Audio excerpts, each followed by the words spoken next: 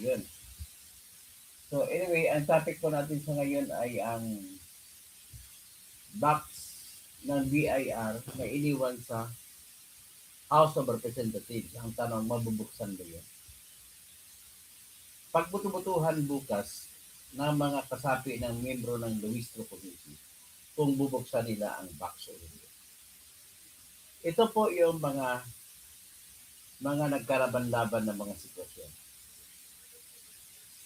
Sa Section 280 at saka Article 270, Section 270 ng National Internal Revenue Code o Republic Act 8424 ay nag-uutos na hindi pwedeng buksan ang tax record ng kahit sinong mamamayan. Kahit sinong mamamayan. Hindi pwedeng buksan maliban na lamang kung ang pakay ng pagbukas ay para sa pagsagawa ng batas at kailangan kung bubuksan man doon lamang sa tinatawag na executive session na kung saan ay mga congressman lang ang mga tao. Yung mga membro lang ng committee ang tao ang kasama nakakakita. Hindi pwede sa publiko. Yan yung the only way, taging paraan para mabuksan ayon sa batas. Number 2, pwede bang gawin ng Luistro Committee yan? Ang sagot, nasa kanila ang choice. Dahil wala pa kung klarong batas na makapagpigil sa kanila, nahalata ako na pwede gagawin at pipilitin na kasi pandagdag nila na ebidensya.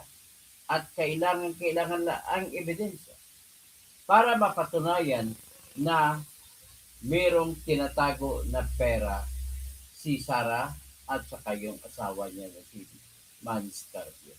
Ito ay sa kabila ng katotohanan na si Man Scarpio na mister ni Sara Duterte ay hindi man siya public officer. In fact, pribadong tao siya. So, may privacy rights dito na apektado. So, yan po ang sitwasyon.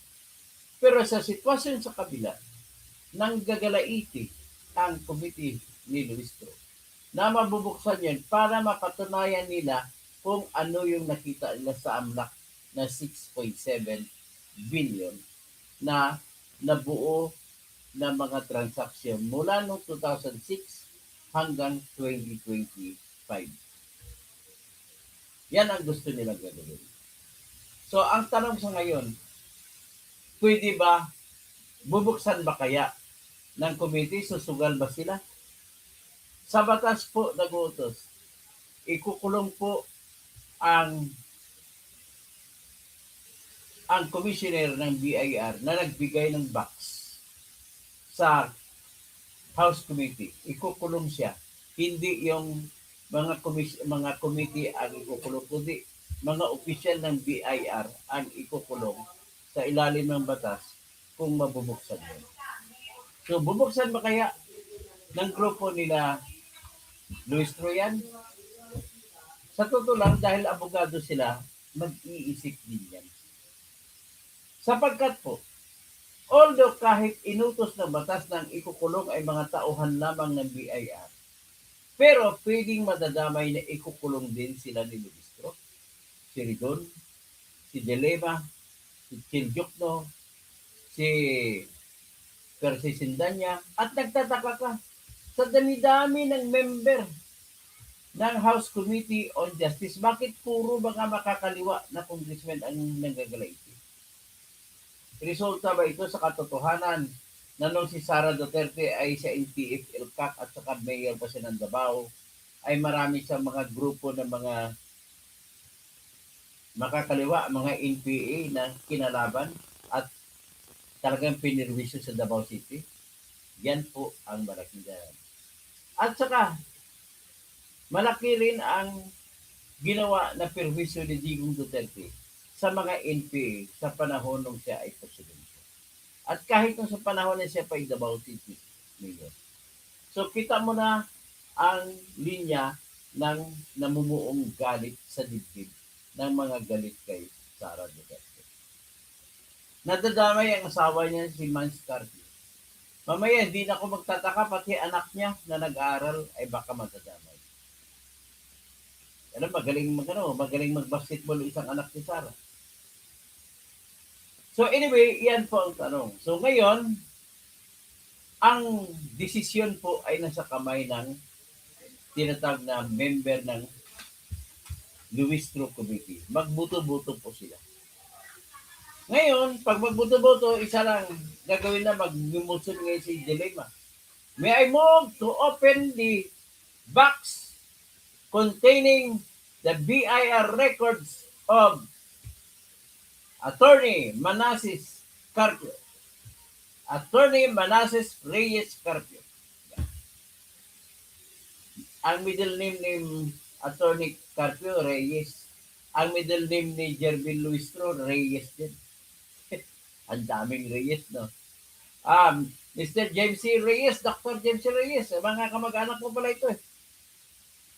So, yan po ang tanong. Ang tanong, mabubuksan ba? So, ladies and gentlemen, ang problema natin ay nasa kamay, ang desisyon ay hawak nila ni Luistro. Naggalit-galit kay Sara. At si Luistro ay nagpapagamit sa mga makakaliwa na mga congressmen.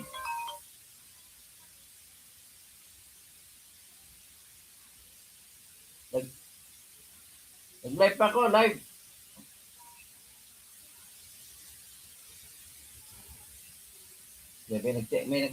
May tumabog kasi. So ngayon, Ara Sausa, ano kaya mangyari ito? Magdidesisyon ba si Luistro? Ano mo ba, ladies and gentlemen, kung bakit ang batas ay napaka-istrikto? Walang exception. Isa lang ang sinabi sa batas sa Republic Act 8424. Natanging Congress Committee na sekretong meeting lang pwede buksan ang box at kung ang pakay ng pagbukas ay alamin kung paano gumawa ng batas. So ngayon, tanong, bakit? Bakit ganon? Dapat malaman niyo po ang katwiran ng batas sa likod, bakit binabawal. Ganito po yun. Para mahikayat po, ika mo na. Mukhang wala ata kung ano, no?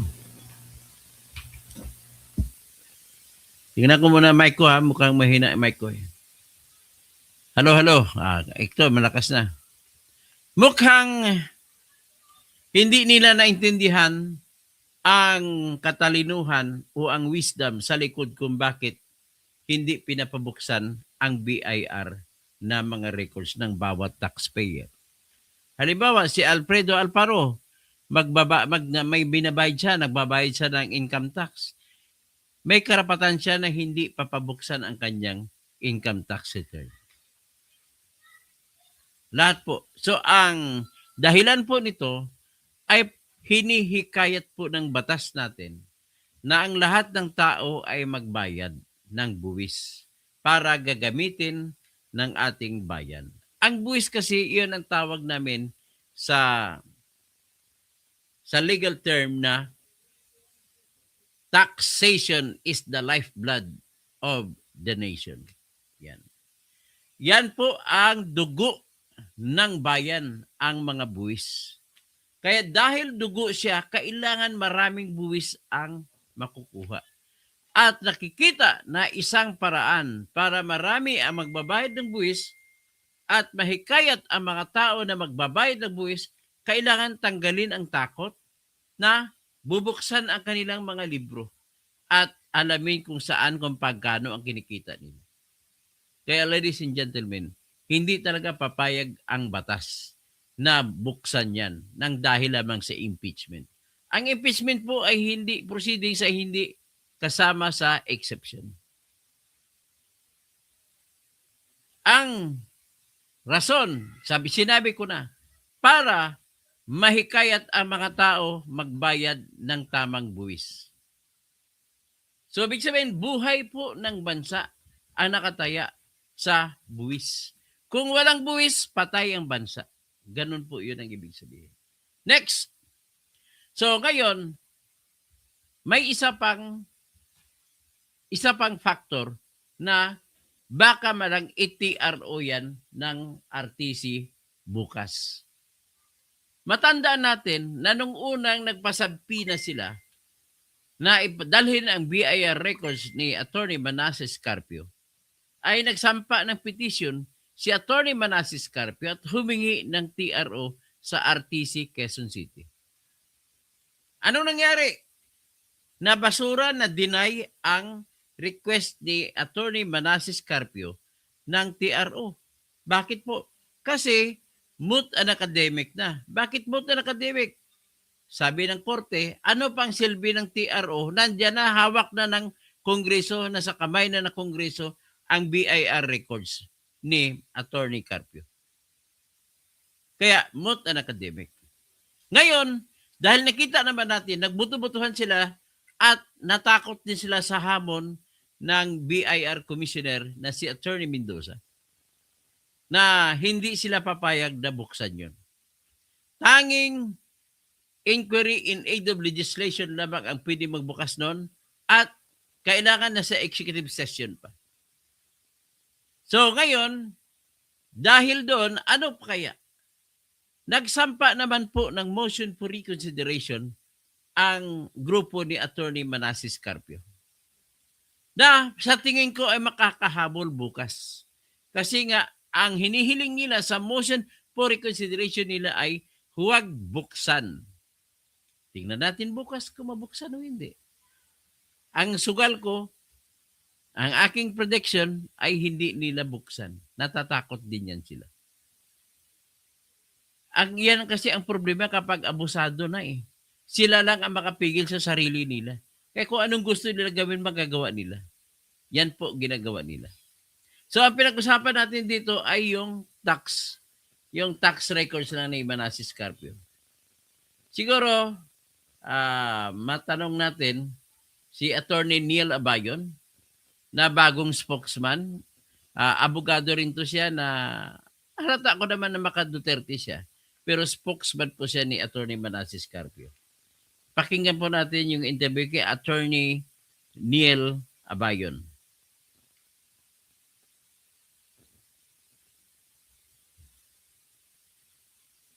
Ating pong kakausapin. Attorney Neil, magandang umaga po sa inyo, Attorney.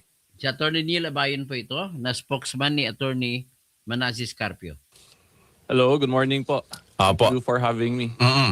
Live na po tayo sa DZXL. Si Ricky Rosales ito, Attorney. Opo. Good morning, Ricky. And to all my fellow taong bayan na nanonood.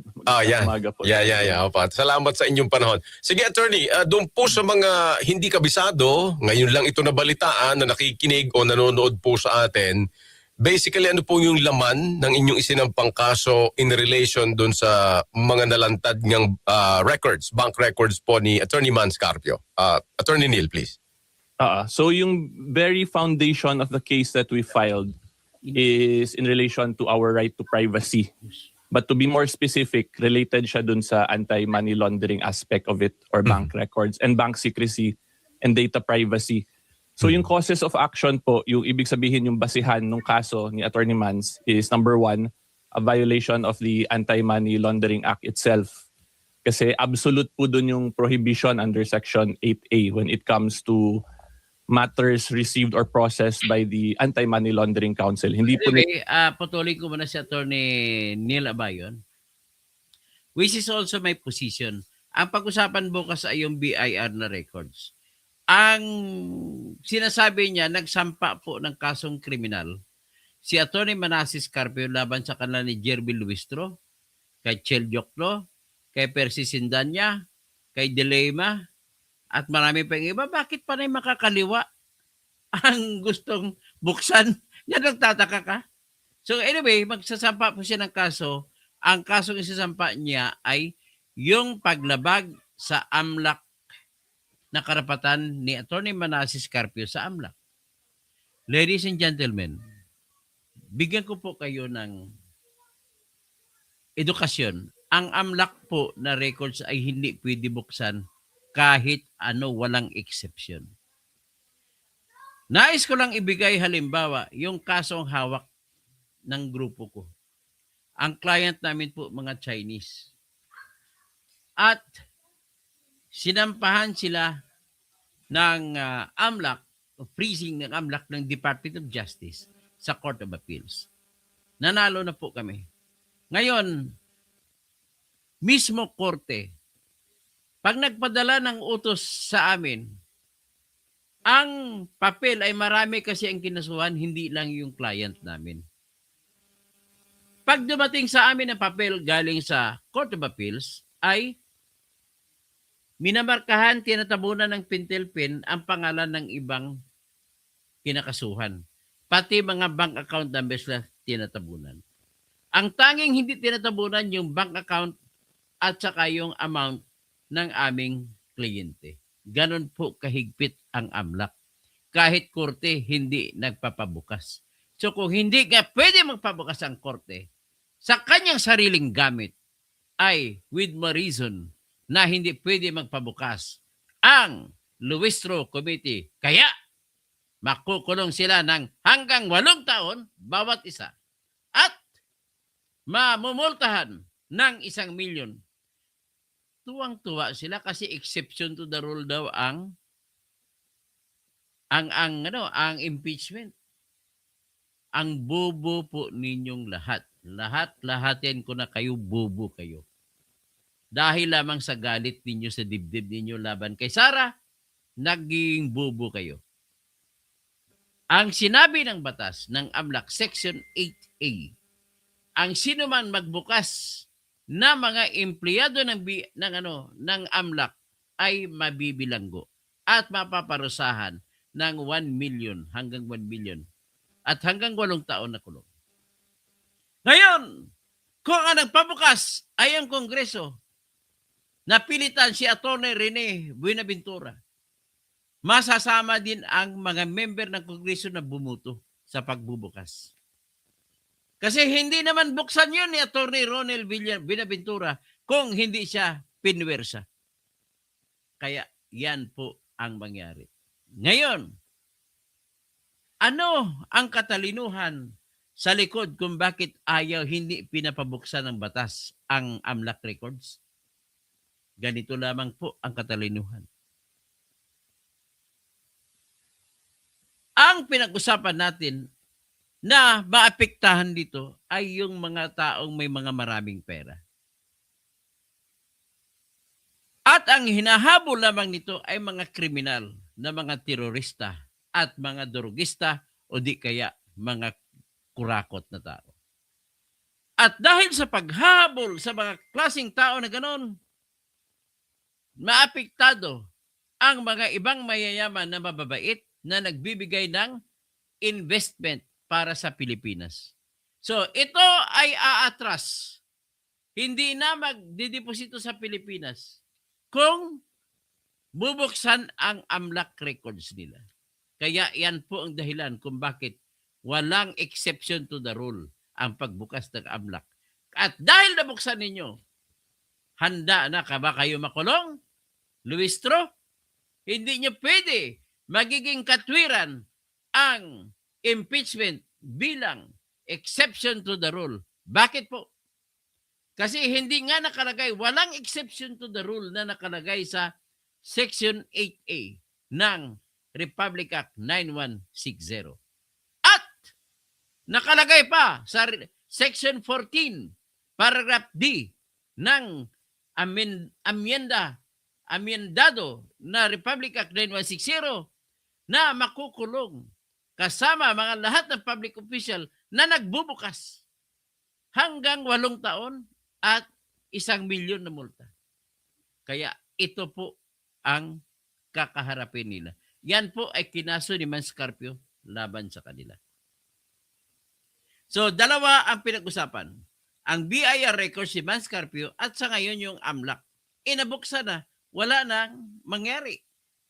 So, ngayon, ang kinakatwiran ng mga nagpabubububo na mga congresswoman at congressmen ay exempted daw sa Bank Secrecy Law ang impeachment.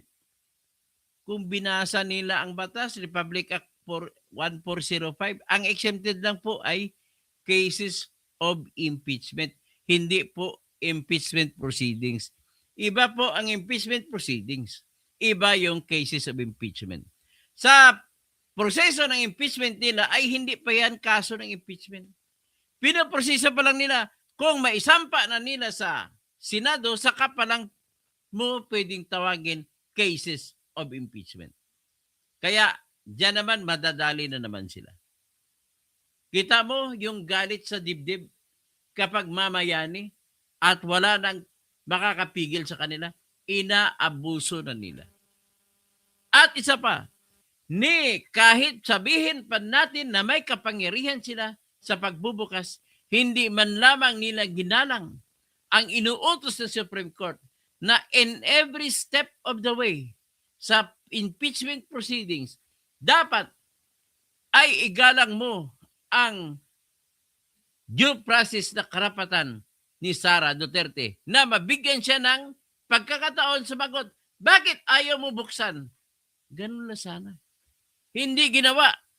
Bagko sa ginawa nila, nagmo-motion sa committee, motion si Jokno, motion si Dilima, si Ridon nag-motion, we move to open, ganon. Halimbawa, we move to order the AMLAC to bring forth the all AMLAC records. Tapos gahawa ka ni Chairwoman Luistro Angabel. So there is a motion to direct the AMLC to bring forth to the committee all records of the AMLAC pertaining to Sara Duterte and Mans Carpio. Any objection? Sino ba naman mag-object? Kasama nila lahat.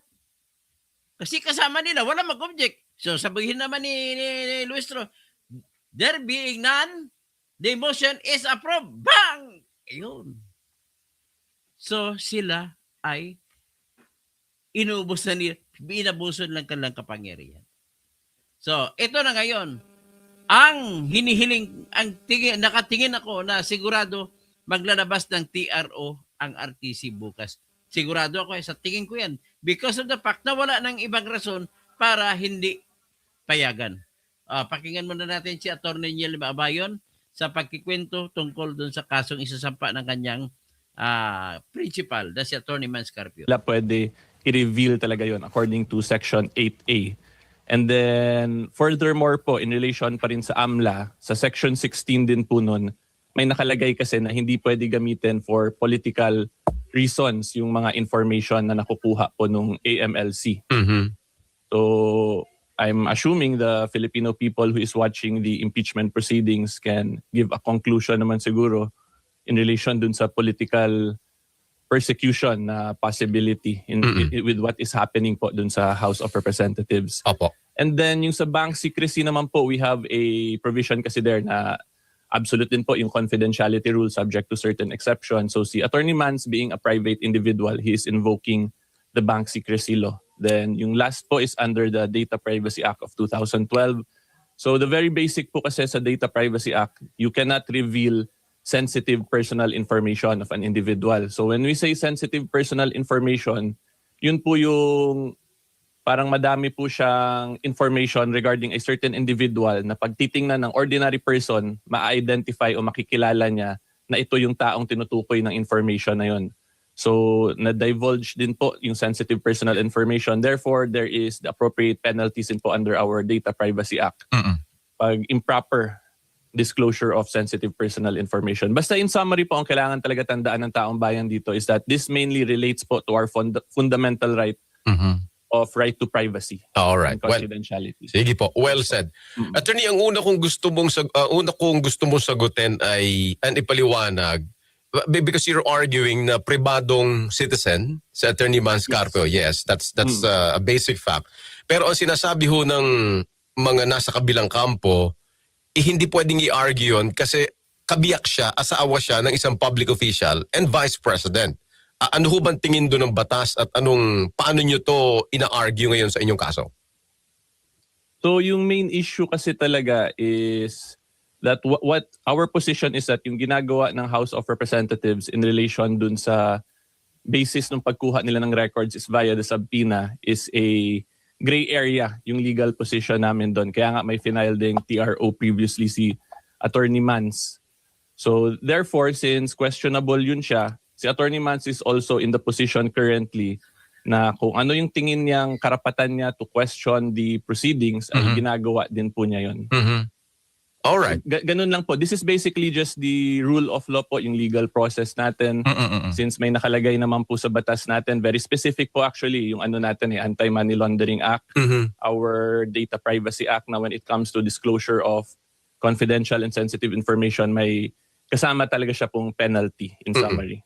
Kasi po, ang narinig na rin natin, Attorney Neil, sa mga, kay Committee Chair Luistro at sa iba pang mga membro po ng House Justice Committee, yung sinasabi po nila din naman, quoting the law, na hindi kasama ang impeachment proceedings dito sa binabanggit po ninyong privacy no na stipulated sa AMLC.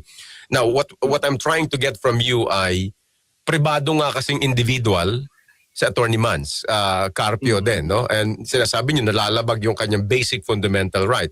So, medyo kailangan pa rin po sigurong kaunti pang paliwanag doon sa paano natin yun. Kasi nga asawa siya ng Vice President and by law, tinitingnan sila as one. So pwede ring tingnan natin, paliwanag natin in terms of property sharing, ganyang mga bagay. So paano po yun? Sa medyo layman lang, Attorney, sa mga nakikinig nanonood sa atin. Yung dilemma po kasi talaga ngayon currently sa impeachment process, madami pang questionable areas that is subject to argument. Yun yung legal reality from our point of view. Apo. So yung argument po ng House of Representatives in relation na this is an impeachment process, therefore they can subpoena, so on and so forth. Yung issue lang po doon talaga currently is that when we look at the bank secrecy law, hindi kasi nakaspecify specifically kung impeachment trial proper ba or the impeachment process in the House of Representatives level. Therefore, since the Constitution provides two aspects po, may dalawa po kasing aspect yung impeachment. The initiation, which is provided specifically in the House of Representatives. Tapos yung nakalagay din po sa Article 11 ng Constitution natin, impeachment, the sole power to try is given to the Senate Impeachment Trial Court. And then makikita din po kasi natin, even in the own statements po ng House of Representatives themselves, sinasabi nila na similar to a preliminary investigation yung ginagawa nila sa House of Representatives. Therefore, if it is akin to a preliminary investigation, hindi po yun siya automatic na para siyang korte na meron siyang power to issue mga court orders. So yun yung medyo questionable pa na we want to clarify. Kasi kung titingnan po natin, yung klaro pa lang po sa jurisprudence talaga, pwede mag-divulge ng bank records dun sa Senate Impeachment Trial Court, which is what happened po kay Senate, kay Chief Justice Corona during his impeachment before. So madami pa pong questionable areas. And then number 2 po, yung gusto ko lang din ipaintindi talaga sa lahat. If you look at the title of the impeachment complaint mismo din dun sa impeachment complaints in the House of Representatives, Attorney Mans is actually not a party to the case. Hindi po siya respondent dun. Kasi yung naka-label lang doon, the complainants versus Vice President Sara Duterte. So yun yung another questionable pa. Will a person respond even though he's not a party to that case? Kasi basic principles po of rules of procedure, you will only respond kung part ka ng case. So si Attorney Mans, to begin with, hindi po siya part ng complaints talaga eh. Kasi nga, this is also, Attorney, in relation dun sa pinapaliwanag ni Committee Chair Luistro, that this is not really a forum or a space for parang yung legal battle like that, no? Parang sinasabi niya rito yung accountability. So ang intindi ko, ang appreciation ko naman doon, yung although I'm just interpreting this sa aking munting kaalaman, ay yung pagkakaano sa kanya kasi sa accountability, kasi nga asawa eh. Yung sinasabi ko kanina the whole family is parang tinitingnan ho rito at yung account, may mga joint accounts. May mga sinasabing gano'n. So malinaw na naman ang punto po ninyo na gray area pa nga ito. And parang madami po talagang questionable legal area. Na ang intindi ko naman sa sinasabi ninyo, here you are going into court so the court can clarify. Yes. Parang ganon. Yun naman Opo. po kasi talaga, ganito po yung basics talaga ng legal system natin eh. Oo. If there are justiciable controversies or legal issues, the parties themselves to a case, hindi pwede sila yung mag-decide. Right, Kasi right. self-serving yung magiging arguments po eh. Right. That's why we have to go to the proper venue, may it be the regional trial court or the Supreme Court, Oo. para sila po yung ngayon magbigay ng proper clarification and interpretation of the law. Okay. Yun lang naman po yung kay Attorney Mans dito. We want everything to be clarified.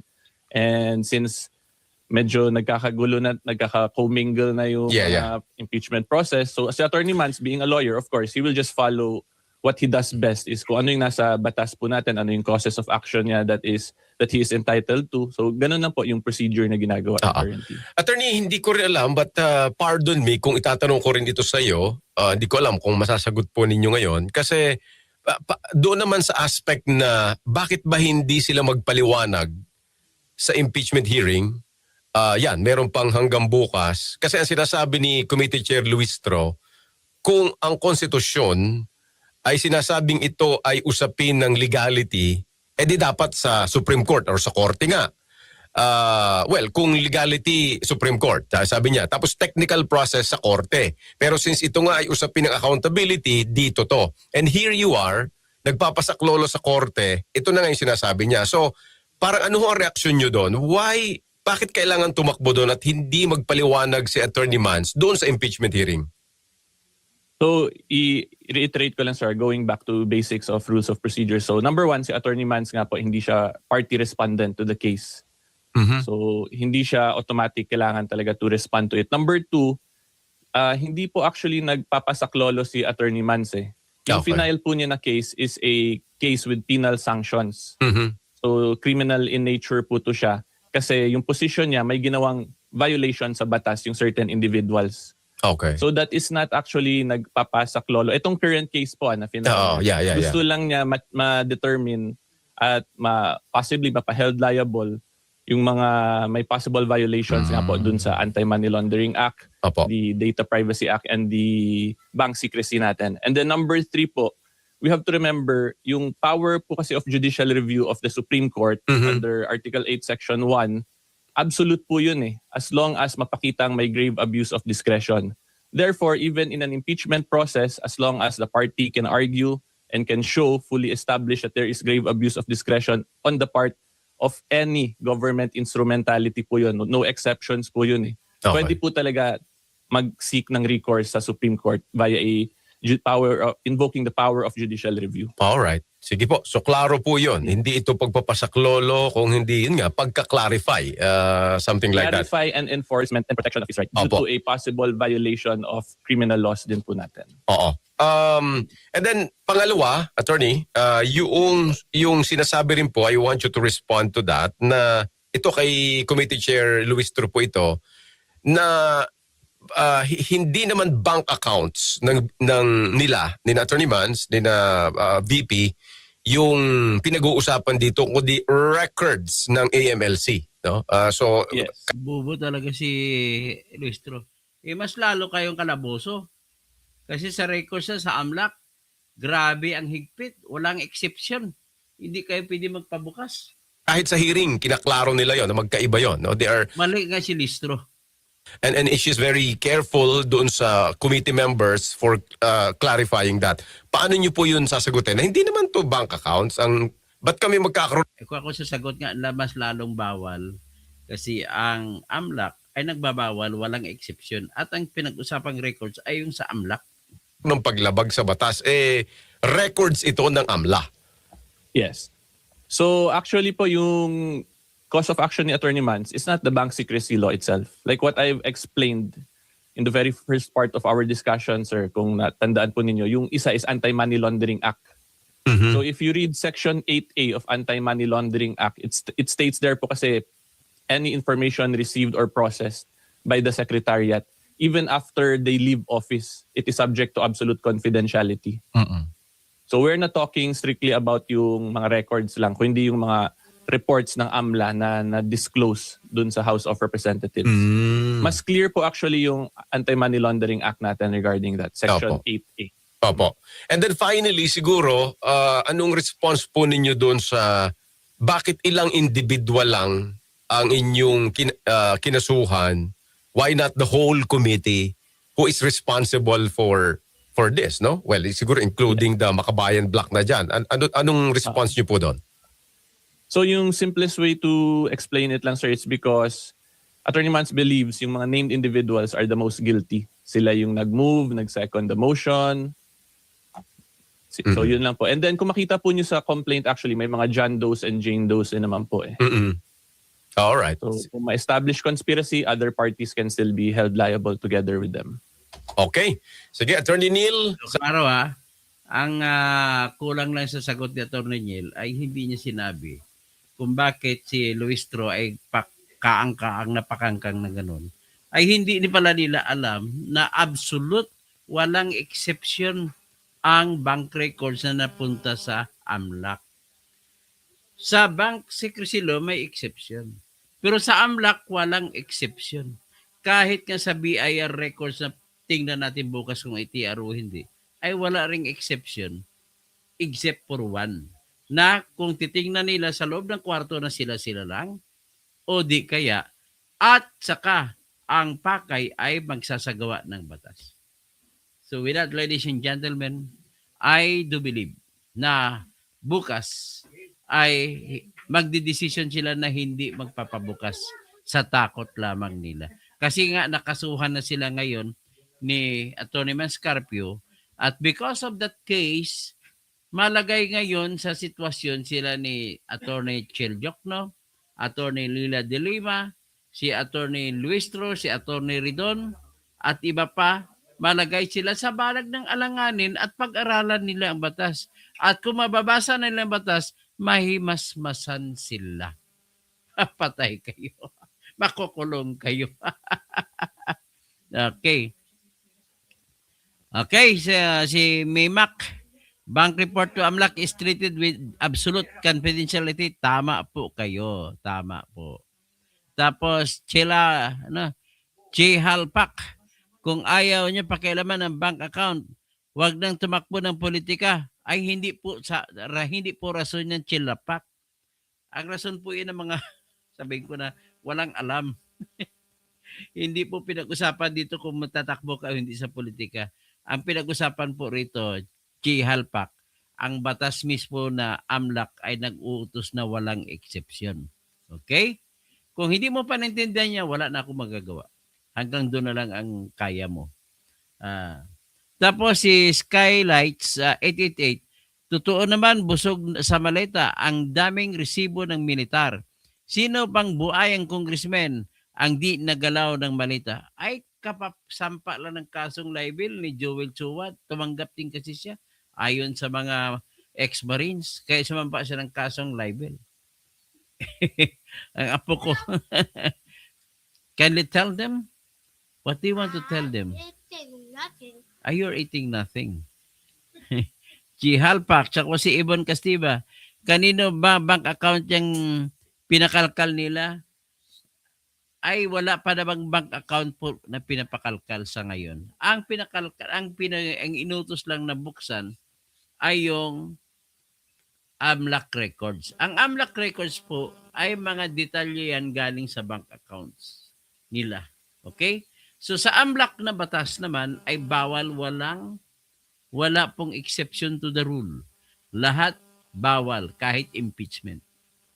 No, tapos Mimak, the committee could only subpoena agencies to produce documents for clarifications, not to fish for evidence. Wala eh. Nangisda na sila ng nangisda eh. M Travel Vlog, siguradong balik sa kulungan ng mga pansamantalang nakakalaya katulad ni ng Leila de Lima. Naku, makukulong na naman ulit si Leila de Lima. Mimak, the committee should have done the hearing and executive session when clarifying matters with confidentiality treatment in law. Hindi nila ginawa. Binuyageng na. Ang problema po kasi nila, may utos din sa Constitution na kailangan ang hearing ng impeachment proceedings ay publiko. Dapat publiko. So, wala silang magagawa. Utos din ng publiko.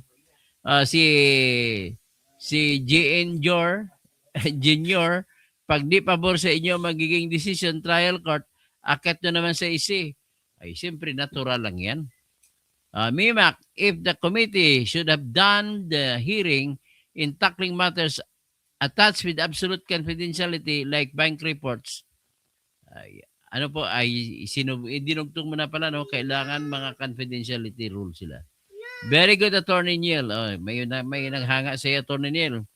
Lorna Okamoto, inialaw ng Diyos na malaman ng tao kalokohan nila. Mukhang wala po sa lugar ang sinabi niyo po, Ma'am Okamoto.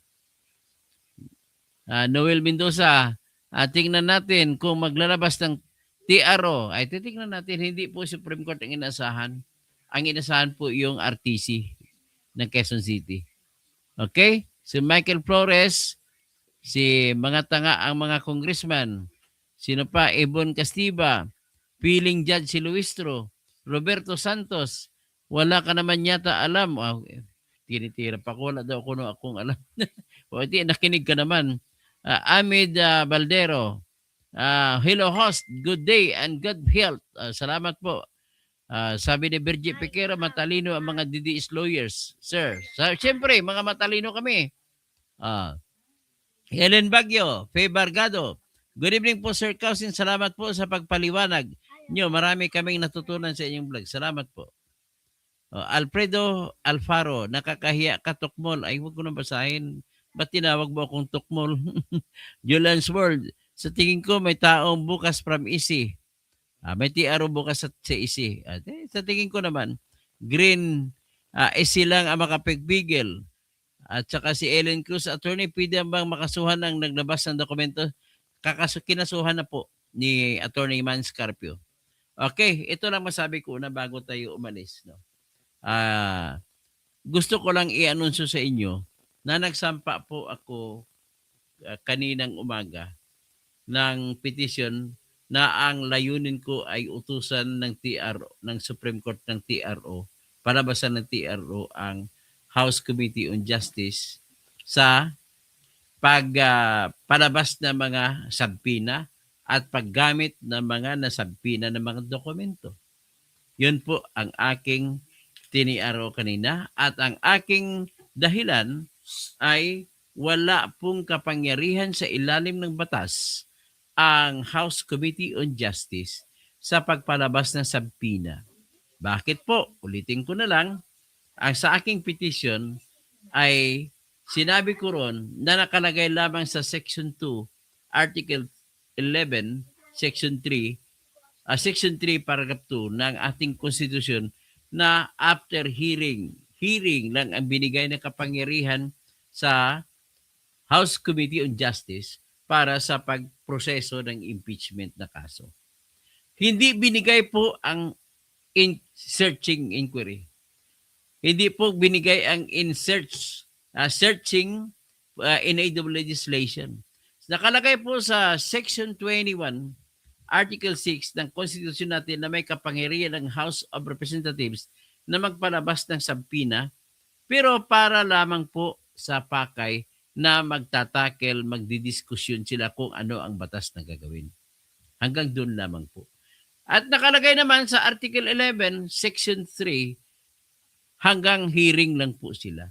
So kung hearing, ano bang hearing sa Tagalog? Hanggang pakinig lang. Kung hanggang pakinig, hindi po sila pwede mag-utos na kukuha ng mga dokumento at saka tao. So ibig sabihin kung hanggang pakinig lang sila, pakinggan lamang po nila ang mga ebidensya na binigay po ng nagrereklamo laban kay Sara. Hanggang doon na sila, hindi na sila po pwedeng lumabas. So, with that, I do believe na mamananalo ako doon sa Supreme Court. Baka hindi nga naman ilabas ng Supreme Court ang TRO bukas, but then, naniniwala ako sa aral na aking napupulot sa lalim ng aking pag-iisip bilang aral sa mga prinsipyo ng batas at batas mismo, ay naniniwala ako na mananalo ako sa Supreme Court. Sinampa ko yun kanina para kay Sara Duterte kasi gustong-gusto ko po na magiging presidente si Sara Duterte. Dahil siya lang po ang pwede at ang may puso at tapang na ipakulong ang lahat na nagnanakaw ngayon ng trillion-trillion sa flood control project. Yung ibang kandidato dyan, wala yan. Takot at ngiti lang, iyakin lang yan. Pati si Risa Hontiveros, iyakin yan, walang kwenta yan. Si Leni, malakas sana. Pero but then, ayaw naman tumakbo. Mas lalong ayaw ko si Trillanes kasi buang yan. Buang na, sinungaling pa at kawatan. At ngayon, sino pa? Ano, sino pang ibang tatakbo? Si Tolpo. Si Tolpo po, ang unang asawa niya, iniwan niya. Ang anak niya sa unang asawa niya, humihingi ng tuition, hindi niya binibigyan pang tuition. Ang anak niya doon, gagraduate na lang, bibigyan lang pang yearbook o pang ano, pang pakain sa mga handaan, hindi niya binigyan. Ganon po siya kalupit. So kung kaya niya ang kanyang sariling anak na saktan, gaano pa kaya niya kakaya saktan si Duarte? Na isa sa mga mamamayan kagaya ko. Oh. Kaya sa totoo lang, walang ibang makakatalo kay Sara Duterte. Kaya yan ang rason kung bakit pinipilit nila. O sa susunod, mag-live naman ako, ipakliwanag ko sa inyo ng klarong-klaro kung bakit walang magagawa itong kanilang ginagawang impeachment at hindi mapipigilan ang pagiging presidente ni Sara Duterte. Okay? Sino pa? Si Mimac? Sino pa bang iba? Ito pala. One last time. I-lecture ko lang ang conjugal property. Makinig kayo. There is no such thing as conjugal property, kundi conjugal property of gains. Ano ba yan? Pag bago mag-asawa ang mag-asawa, ay may pagpipilian ang mag-asawa kung anong klase na relasyon sa kayamanan ang gusto nila. Kagaya kay Sharon Cuneta at saka si Kiko Pangilinan, si Corina Sanchez at saka si Mar Rojas, nung ikinasal po sila ay hindi po conjugal. Ang tawag dyan, meron silang prenuptial agreement na kung magkakasal na sila, ang kayamanan ni Kiko Pangilinan ay hiwalay sa kayamanan ni Sharon Cuneta. Ganon din po nangyari kay Corina Sanchez at saka si Mar Rojas. Ang kayamanan ni Mar Rojas ay hindi pwedeng isama sa kayamanan ni Corina Sanchez. Marami pang ibang mga mayayaman na ganon ang sistema. Kaya mali po yun, Mimac, para automatic i-presume lang, i-assume nyo na lang na ang relasyon pala ni Mans Carpio at ni Sara ay nag-iipon ang kanilang kayamanan. Okay, kung walang prenuptial agreement, ano ang mangyayari? Automatic po na ipapalagay yan sa batas na ang relasyon nila ay ang tawag dyan absolute community of property. Hindi po conjugal ang tawag. Absolute community of property. Yung dinala ni Kiko, ni Mans Carpio na kayamanan, dala ni Sara, pag nagkasal sila, kasama na yan sa kanilang magiging kayamanan. Iyan ay kung wala silang prenuptial agreement. So ngayon, meron ba kayong ebidensya? Meron ba kayong ebidensya si Luistro na si Sara at saka si Mans Carpio ay absolute community of property ba ang kasal nila? Dapat nagtanong din sila. Inalam dapat nila. So, dagdag ka niyan. Ang conjugal property po, Mimac, ay pumapasok lamang yan tungkol doon sa mga property na kinita ng mag-asawa.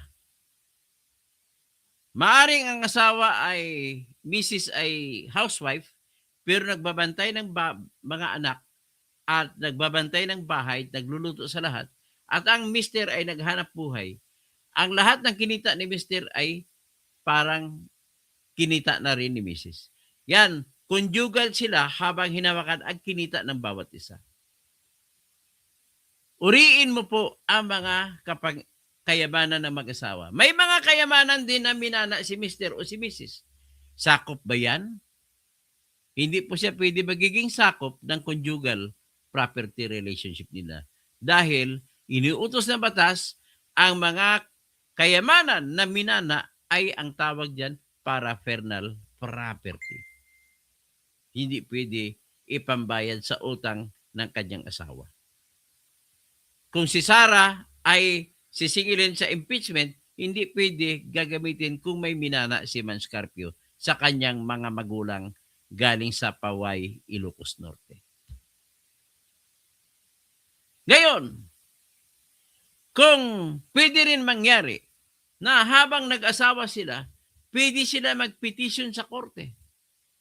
Mahal na hukom, ang aking asawa ay gastador. Pwede ba paghatiin na lang namin ang aming kayamanan, iba sa kanya, hiwalay sa akin? Pwedeng igagawad ng korte yan. So, ibig sabihin, binabanggit ko lamang ito dahil sa kakulangan ng utak nila ni Luistro, ni Dilema, ni Jokno, ni Ridon at iba pa, ay automatic na iniisip na nila na absolute community ito ang mag-asawa. Hindi ka nila inalam muna. So ngayon, ito po ang katotohanan. Ang hinanap nila na record ni Sarah at saka ni Manscarpio mula sa AMLAC ay yung record mula noong 2006 hanggang 2025.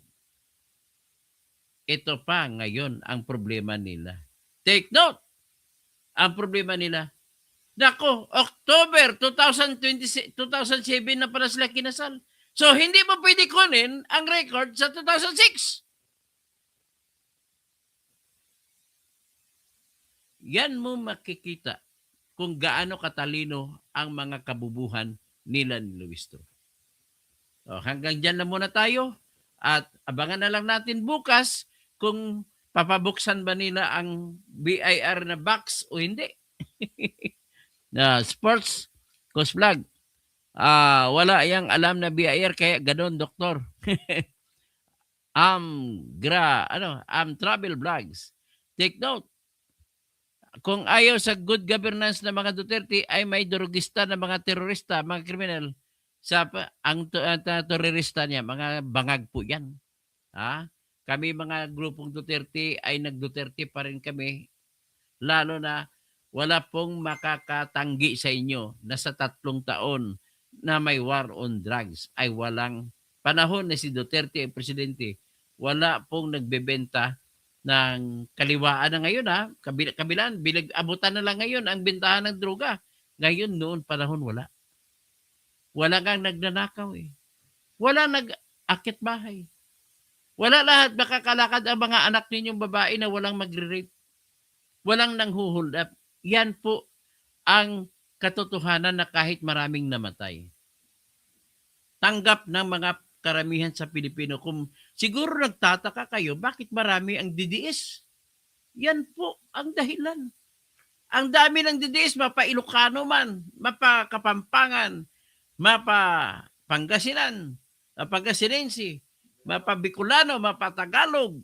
Ang dami pong Duterte ng DDS. Dahil dyan, yan po ang hinahanap nila. At yan din ang ibibigay ni Sarah.